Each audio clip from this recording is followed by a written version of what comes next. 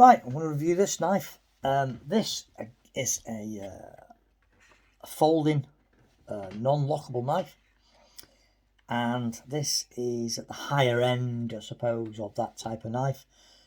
This is by Robert David from France, and it is the Robert David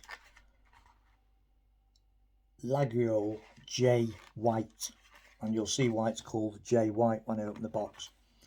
So this company is famous for its making top-end cutlery, chef's knives and stuff like that in France, and this one is made in France. So this is not a Chinese knife. These are made in France by this long established cutlery company, established in 1919. Fairly plain, just a little cardboard box really where it comes in, nothing particularly fancy. It does come when you first get it in a little plastic sleeve, but other than that, that's it. It's just a very plain, straightforward box.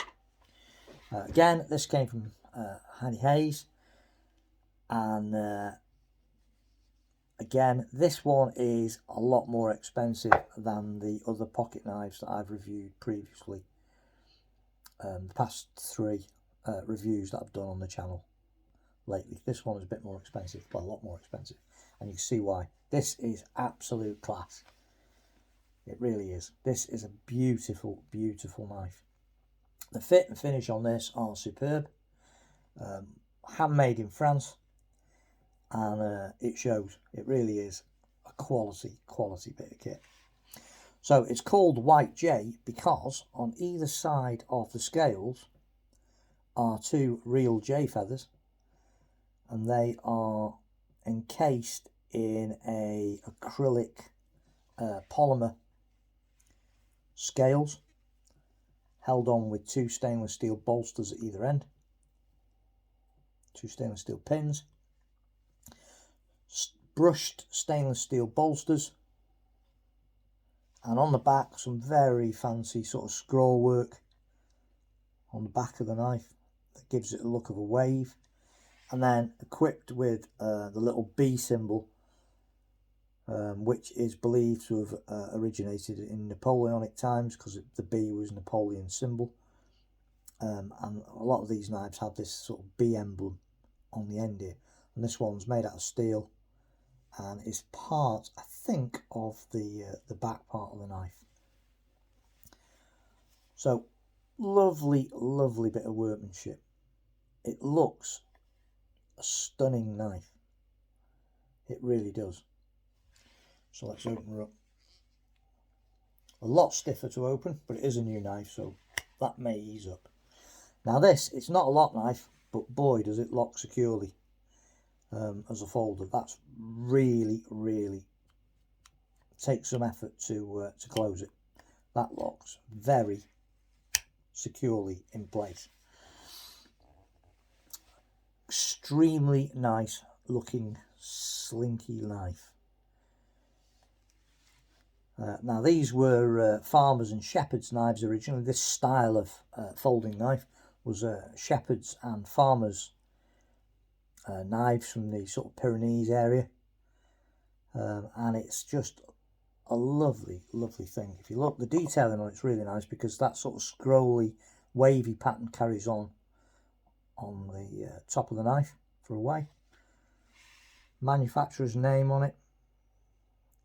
Just a very small thumb and nail opener there to get it open. Details on the side. You can see made in France. 12C27. Satin sort of polished blade. This has got an exceptionally good edge on it. It's very sharp. And as I say, this locks up really nicely. That is a very, very solid lock on this knife. Great general purpose. Well, I mean, it was designed for shepherds, so you can imagine this would be a very handy knife for a farmer or a modern day shepherd. just a really good knife. Really, really nice pen knife. The blade locks up so securely on this one that I wouldn't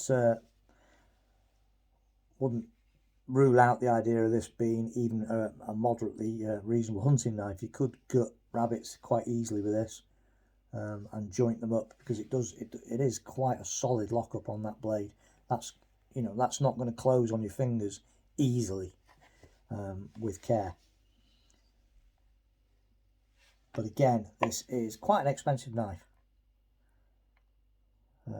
These are around about the ton mark, so it's not a cheap knife by any stretch of the imagination, but it is very, very nice.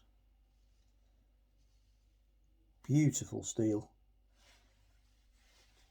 made by a top quality French cutlery company,